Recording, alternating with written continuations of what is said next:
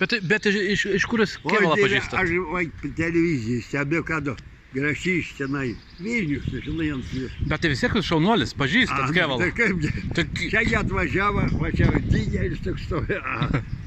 Mažyduosi, kur televizijai, Dievo Marija. O tik jo. Tai prašiau, gali toks domėti. Didelis, ane?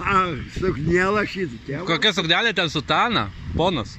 Nu, iki kelio 2 metrai žmogus. Didelis bus. Čia virš 2 metrų. Kunigas laik, aš sakau, išgersi samagoną namį, pačiausiu su tuo kapeiku. Tai ką, vyskupą kapeiku prašėt? Ne, saka.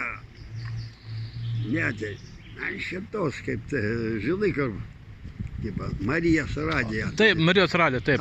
Kokia jie pavardė? Tas mažesnis. Mažesnis, jo yra toks.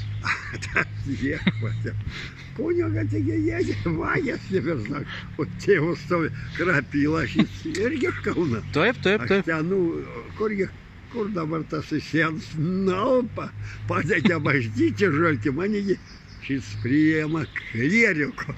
Tai sakau, klieriuką tekė.